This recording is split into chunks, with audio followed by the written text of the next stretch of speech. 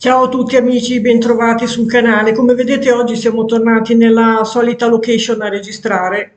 Temporaneamente siamo tornati qui. Ho trovato questo tag sul canale di Sebastiano Fame di Libri, che saluto. Bisogna abbinare il sentimento indicato ad un libro.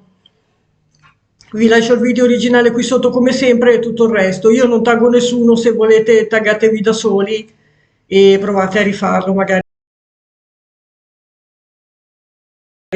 Il numero uno è sentimento, gioia, serenità, felicità. Per questo libro io ho pensato ai libri di Seneca, qui ho La brevità della vita.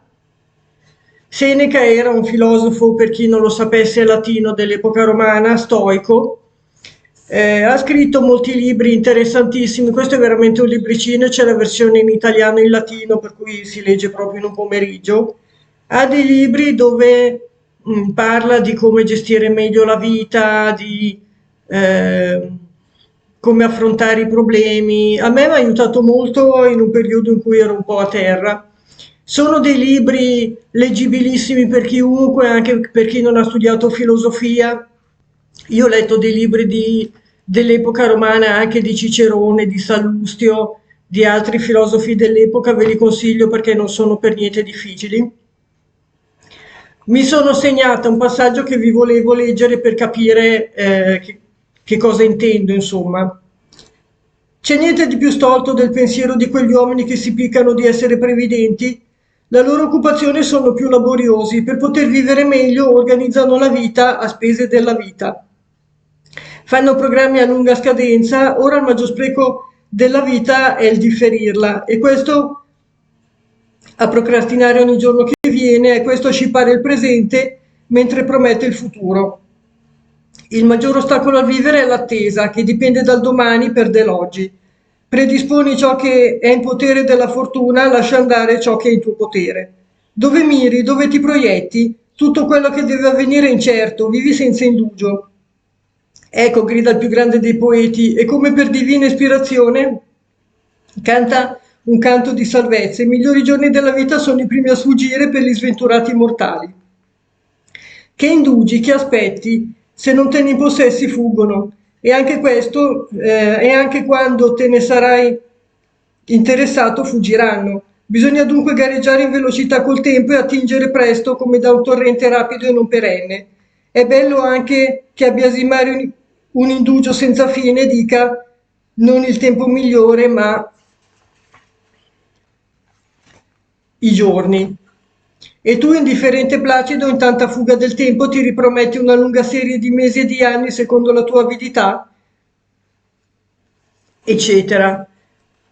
Seneca parlava di gestire bene la propria vita nel presente, di dare importanza alle cose importanti. Della brevità della vita parla di eh, la vita è stata molto generosa con noi, ci ha dato, se va bene, 80 anni, però sprechiamo la maggior parte della vita a fare cose di cui non ci importa nulla.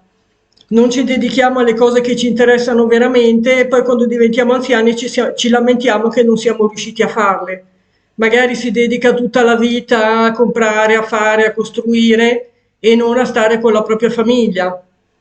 Poi ci si lamenta che non c'è tempo per stare con la famiglia. In realtà di tempo ce n'è tantissimo, è solo che magari lo gestiamo male. Seneca, io ho letto anche Vizi e virtù dell'animo umano, La tranquillità dell'animo, eccetera, altri libri, lo consiglio veramente a tutti, è facile da leggere e a me dà serenità leggerlo. Poi, il numero due, il sentimento è la rabbia.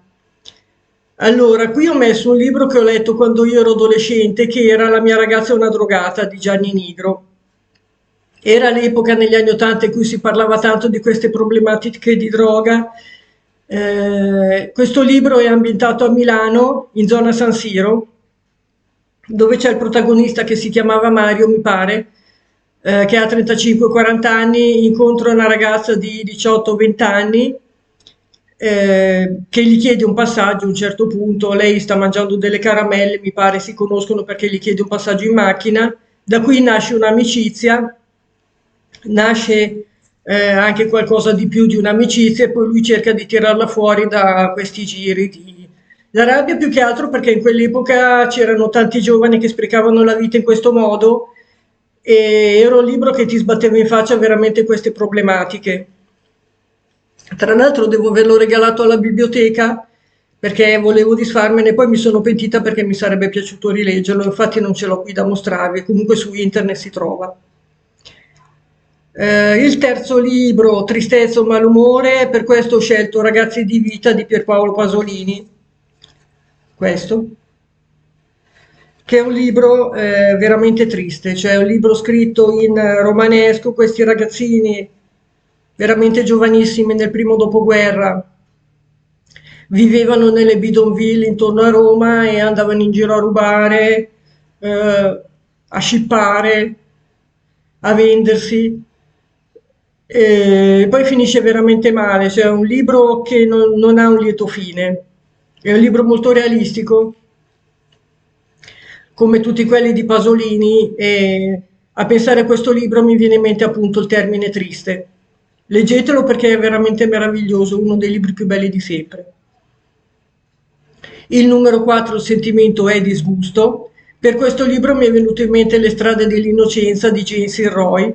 Questo è un libro noir che parla di un ragazzo che viene, diciamo, aggredito da adolescente da due bulletti della scuola, subisce una violenza e da adulto non riesce ad avere un rapporto normale con le donne e diventa un serial killer. Disgusto perché, per quanto sia un libro bellissimo, scritto molto bene, diciamo che i delitti vengono descritti in maniera molto chiara, molto esplicita, diciamo con la descrizione dei resti di queste povere ragazze quando vengono trovate, eccetera, e magari è un po' pesante da leggere, ecco, per quanto è un libro meraviglioso.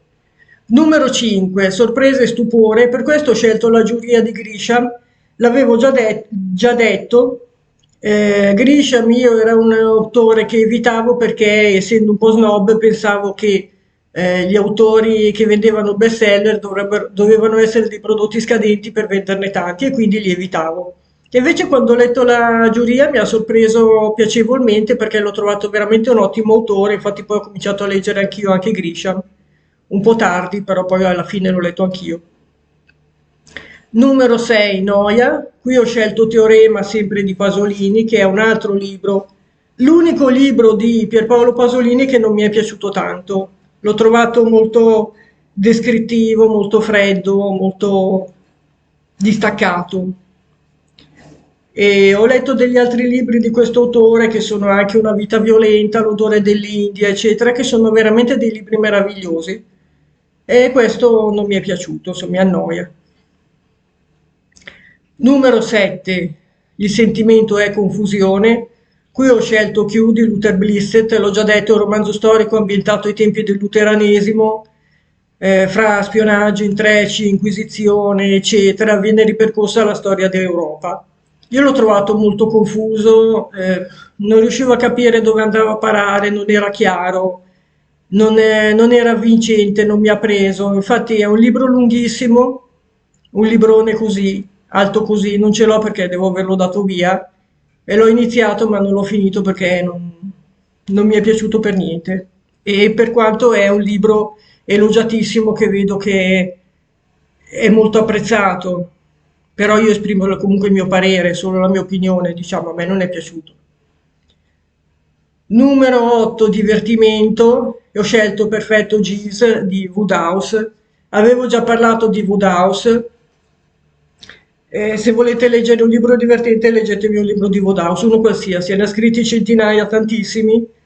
Un umorista inglese divertentissimo. Comunque c'era già un video su questo personaggio qui sul canale, poi ve li lascio tutti qui sotto, così se volete approfondire. Se volete farvi due risate, prendetevi un libro di questo autore perché è veramente il divertimento, Woodhouse. Numero 9, Empatia. Qui ho scelto un libro di cui non avevo mai parlato qua, che è Cani perduti senza collare di Gilbert Chesbrough, credo che si legga così. Questo libro è un autore americano, parla nel primo dopoguerra dei ragazzini che venivano affidati allo Stato, gestiti nelle case famiglia dello Stato perché avevano avuto dei problemi con la legge o magari erano orfani. E il protagonista è un giudice di minori che se li prende a cuore perché quando questi ragazzini poi diventano grandi, diventano maggiorenni, vengono lasciati fuori da queste case famiglia, non sono più seguiti dallo Stato e quindi non hanno nessuna possibilità.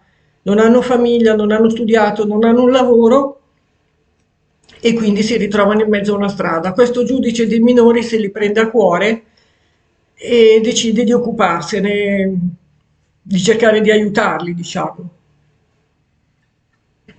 È simile a Ragazzi di vita come storia. Numero 10, Nostalgia o malinconia. Qui ho scelto anche qui un libro di cui non avevo mai parlato, che è Emil. Qui non si vede tanto perché è coperto. Comunque è un libro per ragazzi che io ho letto quando ero ragazzina, e ne era stata tratta anche una serie TV negli anni 70-80. L'autrice è un'autrice svedese, Emil è un ragazzino, come vedete è un libro per ragazzi, infatti è scritto piuttosto grande, ci sono i disegni, eccetera. Se avete dei bambini da 7-8 anni ve lo consiglio.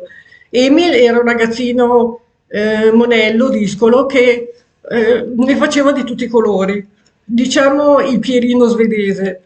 Si metteva la scodella in testa, poi non riusciva più a toglierla, andava alla festa del paese a fare scherzi, faceva gli scherzi al papà, eccetera. E se dovessero riproporre la serie TV sarebbe da vedere perché a me divertiva tantissimo. Era quel divertimento innocente che va bene per i bambini, non era assolutamente volgare. E questo ragazzino, quando combinava qualcosa, il papà lo mandava nella legnaia. Lui aveva imparato a intagliare le statuette di legno. Ora della fine della serie aveva una collezione di migliaia di statuette di legno perché passava le giornate nella legnaia perché ne stava sempre combinando una. Ma è un libro molto spassoso, un libro per ragazzi, credo poco conosciuto. A me era piaciuto tantissimo e appunto mi dà un po' di nostalgia perché mi ricorda i tempi di quando ero ragazzina. Numero 11 a pagamento, per questo sentimento non so perché mi è venuto in mente La casa dipinta, un libro che mi ha dato serenità, anche questo di Grisham, ma non è un legal thriller. Parla della vita di una famiglia americana negli anni 50 vista dal punto di vista di un ragazzino di 7 anni. Molto bello come libro, dato veramente per tutti e poi non è un libro, è una storia familiare, non è un legal thriller. Se volete leggere un libro piacevole per tutti, leggetelo perché senza problemi va bene per chiunque. Bene, se volete provare a rifare il tag, magari citatemi nella descrizione. Aspetto di vedere i vostri video e di leggere i vostri commenti qui sotto. Al prossimo video, a presto, grazie per la visualizzazione.